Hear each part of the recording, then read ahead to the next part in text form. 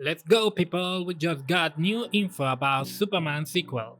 It's now confirmed that Brainiac is the main villain in Man of Tomorrow. So what can we expect? The news came from the Wrap. They revealed that the most evil AI from Krypton is finally coming to the big screen. We saw a full live-action version of the character in the Krypton series, but a lot of fans still don't know who Brainiac really is, and that makes sense. Most movies only show Thought or Doomsday. Superman has many villains, but we always get the same ones. So today I'll explain who Brainiac is, and what we can expect in Superman, Man of Tomorrow. So who is Brainiac? He's one of the most important and dangerous villains in the entire DC universe, especially for Superman. Here's the simple version. Brainiac is an alien supervillain. Sometimes he's shown as a super advanced AI, and sometimes as a high-level cybernetics being. He's classic Superman enemy and one of the biggest villains in the entire multiverse. His intelligence grew so much that he lost all emotion. He became cold, logical, and extremely dangerous. His mission turned into a full obsession: collect every piece of knowledge in the universe, no matter the cost. And that's where his most famous method comes in. He shrinks entire cities, keep them inside bottles, and then destroy the planet so the pure version is the one he saved. That's how the Bottle of Candor was created. Brainiac also split himself into many bodies and versions. He became a hive mind that can live in different worlds at the same time. In some versions, he becomes fully mechanical. In others, he turns whole population into data and absorbs their knowledge directly. This is why he's almost impossible to defeat. Destroying one body doesn't destroy Brainiac. He has backups, copies, other versions running in different places. His obsession makes him one of the Superman's most dangerous enemies, and a true multiverse threat. Powers and abilities. This is his main power. He thinks thousands of times faster than a human. He calculates future outcomes. He learns alien techs instantly. He can design weapons, viruses, defenses, and a full strategy in seconds. He is literally one of the smartest minds in DC. Brainiac can hacks any system, infects technology, control weapons, ships, and entire cities, take full digital planets, act as a living artificial intelligence. His super strength. He's not as strong as Superman, but his robotic bodies can lift tons.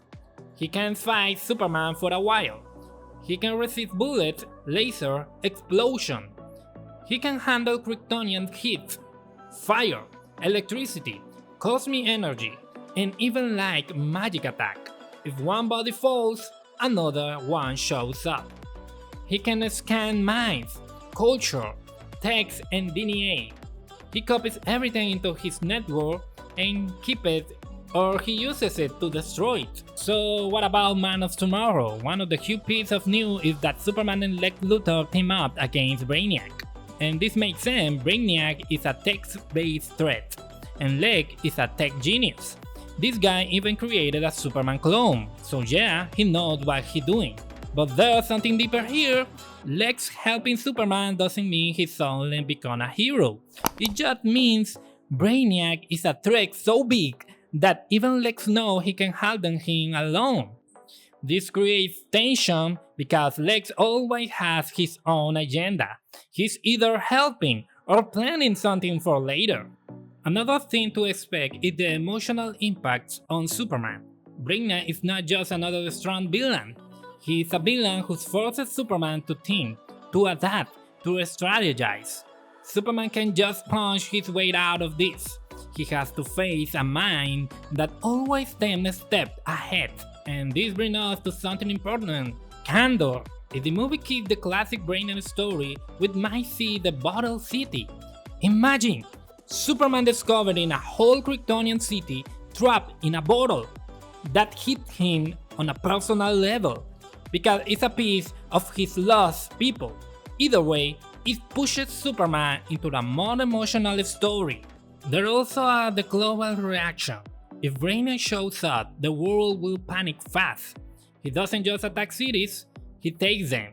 people might think he's unstoppable, and that creates pressure on Superman. We might even see government trying to work with Lex Luthor because they trust his tech over Superman's powers. Another angle is Lois Lane. A villain like Brainiac, she becomes super important. She is the one who figured out the human side of the crisis. She might uncover secrets about Brainiac, so her role becomes more active, just like the first one. We should also expect upgrade in Superman's suit or power. That is something super interesting. When Superman faces tech-based villain, he adapts. He either discovers new limits or finds new ways to fight without brute force. This could be Gunn's chance to show a more strategic Superman. And don't forget the action. Think about it. Brainiac drones, ships, and robotic armies give the movie a lot of visual energy. They move fast, think fast, and hit hard. Superman fighting thousands of them at once? That would be wild! Another detail is how Brainiac views Earth. To him, Earth is either useful or disposable. If he wants to save a city, he'll take it. If it doesn't need the planet, he'll wipe it up. This gives the story big stake without turning into a random destruction fest. We might even see Brainiac trying to study Superman. He loves collecting unique beings, and a Kryptonian rise on Earth is very unique to him. There's a chance Brainiac tried to capture Superman instead of killing him. There's also a long-running debate about Brainiac's connection to the destruction of Krypton. In some versions, Brainiac doesn't just watch Krypton fall, he helps it happen. He studied the planet, sees the explosion coming, and decided to let it die because the pure version of Krypton is the one he already saved inside his bottle city. Superman has always carried that pain with him, so if the movie used that angle, it could hit him hard. Either Brainiac caused Krypton falls, or he should know to save it. Both hurt Superman the same way. But other stories shows Brainiac as a weakness, not a destroyer. He sees Krypton as a failed world, something broken, so he takes candor and leaves the rest to explode. This version makes Brainiac terrifying in a different way. He doesn't kill out of hate, he kills out of logic. For Superman, that's even worse because you can reason with someone who thinks destruction is the correct choice. This creates a deep personal conflict between them. Superman sees life as something sacred. Brainiac sees life as a data. Superman wants to protect people. Brainiac wants to preserve information. Even if the people die in the process, their fight is not just physical, it's philosophy. Earth versus machine. And then we had Lex Luthor, who steps in with his iconic power armor. Lex knows he can match Superman without tech, and he definitely can match Brainiac without going all in. So his suit becomes his way of leveling the field. It boosts his strength, speed, and durability, and gives him energy weapons strong enough to damage Brainiac drones. He becomes one-man army, and he loves it. Lex fighting Brainiac is the perfect setup for a chaotic alliance. He wants to protect Earth, but he also wants to prove he's better than Superman. So he steps out with his armor, hitting Brainiac with everything he has. For a moment Lex looks like the hero, but you know he's only doing because he wants the world to owe him everything. And after Brainiac falls, you know exactly what Lex will do. He'll turn that same power armor against Superman. He either thinks Superman is now a threat, or he thinks Superman got too much credit. So this led to a brutal battle, Superman versus Lex in full armor. Lex used rockets, lasers, gravity tools, everything he designed to beat a Kryptonian, and Superman has to fight Earth smart, not angry, because he knows Lex is just a human inside that metal shell.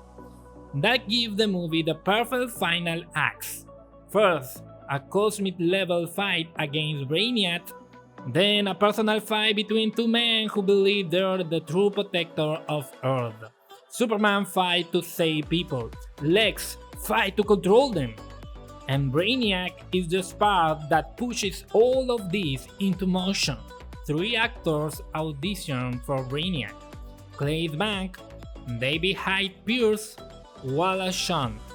James Gunn doesn't want A-list actors. They are looking for a man over 40, and because of this audition, The Wrap confirmed Brainiac is the main villain of A Man of Tomorrow. So, do you think Gunn will bring one of his close friends for the role? Maybe a DC version of Nolan type, or even someone like Batista as Brainiac. Subscribe for more news and check out my video explaining the huge risk James Gunn is facing with a possible DC sale. Trust me, everything could change. Don't miss it.